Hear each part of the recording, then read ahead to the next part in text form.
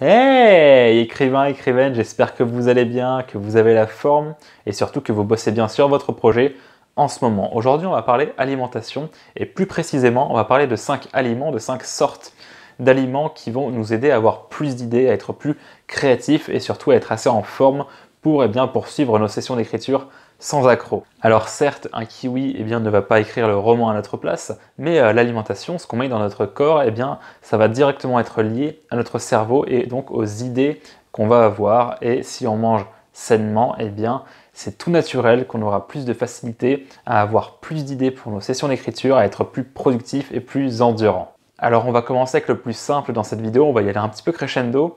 Là je vais vous parler de l'eau. L'eau, c'est la vie, hein. Vous le savez, il faut boire en moyenne entre 1,5 litre et 2 litres par jour. En moyenne, hein. Vraiment, ça dépend des gens et ça dépend aussi de votre activité. Le problème qu'on a assez souvent, c'est qu'on attend d'avoir soif pour boire de l'eau et ça, c'est vraiment une erreur de débutant. La sensation de soif, en fait, c'est vraiment notre cerveau qui nous lance un petit signal d'alarme en mode « Hey Adrien, mais ça fait au moins 4 heures que t'as pas bu là.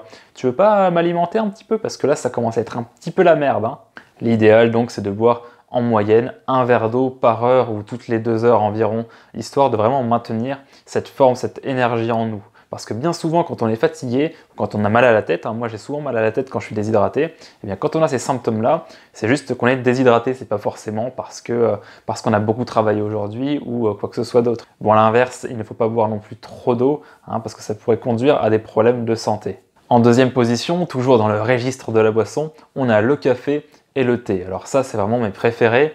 Moi, boire un café avant une session d'écriture, c'est carrément une routine. Je le fais à chaque fois.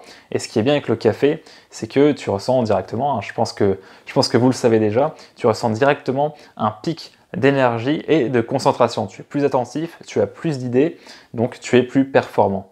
Bon, évidemment, pour le café, c'est un peu comme pour l'eau, il ne faut pas abuser, c'est même pire que l'eau, parce que si tu bois 15 tasses de café avant une session d'écriture, tu ne vas pas être plus productif.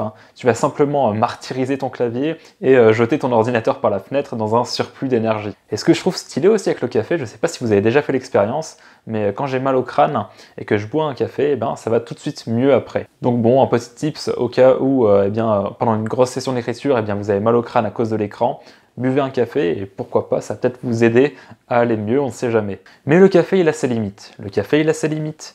Le café, lorsque vous le buvez, certes, vous avez un pic d'énergie, mais il y a également une redescente, sinon ce serait trop simple.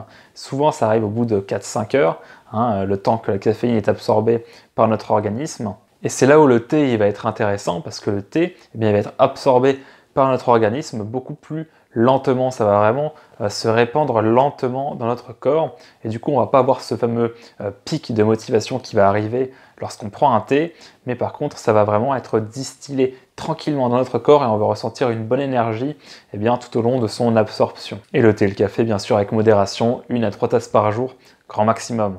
En troisième position, on va voir les aliments qui contiennent de l'oméga 3. Alors les oméga 3, je les adore, ils sont géniaux. Ce sont des acides gras qui vont contribuer à la santé cardiovasculaire, à la santé de notre cerveau, à notre humeur, bref, plein de petites choses bien sympathiques.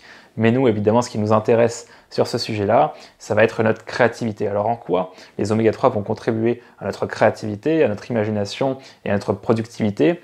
C'est assez simple. En fait, les oméga 3, quand on va les absorber, ils vont aider à renforcer la membrane qui entoure les neurones et ces neurones, du coup, vont avoir plus de facilité à communiquer entre elles. Du coup, dans votre cerveau, ça va fuser beaucoup plus rapidement et c'est ça qu'on veut. Alors, où est-ce qu'on les trouve, ces fameux oméga 3? On les trouve notamment dans les poissons gras. Les poissons gras comme le saumon, la sardine, le maquereau. On en trouve également dans l'huile de lin, par exemple, ou l'huile de colza. Dans d'autres huiles aussi, mais je ne les ai pas toutes sur moi. On en trouve également dans les noix, et d'ailleurs, je ne sais pas si vous avez remarqué, mais quand elles sont décortiquées, les noix, ça ressemble à des cerveaux. Moi, je suis sûr que ce n'est pas une coïncidence. La quatrième sorte d'aliment qui va nous rendre plus créatifs, sans surprise, ça va être les fruits et les légumes frais, ou même les légumes simples, même surgelés, il y aura quand même des bénéfices. Mais c'est quand même mieux de consommer des légumes frais et non transformés. Bien sûr, je ne vais pas vous le rappeler, il faut mieux manger 5 portions de fruits et de légumes par jour. Du coup, je vous l'ai rappelé. Donc, outre tous les bienfaits que vous allez ressentir en mangeant des fruits et des légumes, ça va également vous apporter beaucoup de bénéfices au niveau de votre créativité, de votre imagination, Pourquoi? Tout simplement parce que les fruits ils vont avoir cet effet de fluidifier notre circulation sanguine et donc d'améliorer l'afflux sanguin vers notre cerveau. Ce qui va être aussi intéressant avec certaines sortes de fruits et légumes, c'est ceux qui vont être riches en vitamine C.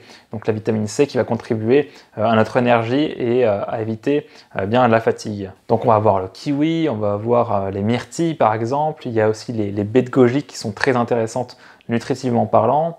On a les oranges évidemment, le citron.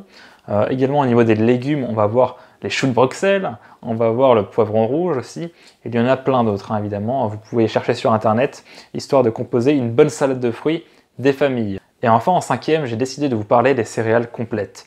Les céréales complètes, ça va pas vraiment avoir d'influence sur notre créativité directement, par contre ça va avoir l'avantage de nous rendre beaucoup plus endurants, beaucoup plus performants sur la durée. Et là ça va vraiment être pratique pour des sessions d'écriture qui s'éternisent un petit peu. Vous connaissez certainement la petite fringale que vous avez pendant une session d'écriture. Eh bien au lieu de grignoter parce que ça va bousiller votre système digestif, au lieu de grignoter, essayez de manger avant des produits qui vont être riches en céréales complètes. Donc on va avoir l'avoine par exemple, ou plus simplement le riz, mais le riz complet. Moi, ce que je vous recommande de faire si vous écrivez le matin, c'est de manger un bon muesli qui va être riche en céréales complètes. Mais pas le vieux muesli tout pété, là, qui va être plein de chocolat au lait, par exemple, ou qui va être plein de sucre.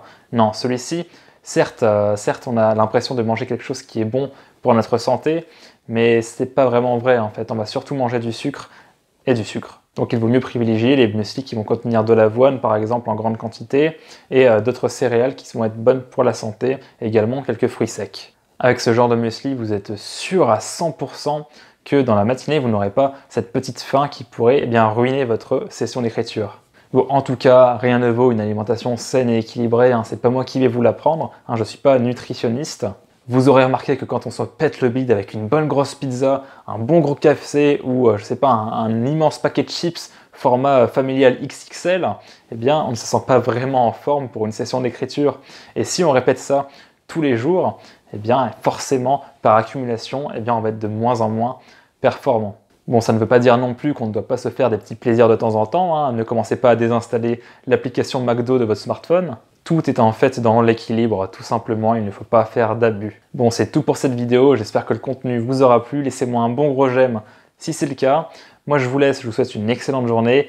Mangez bien, travaillez bien. Ciao!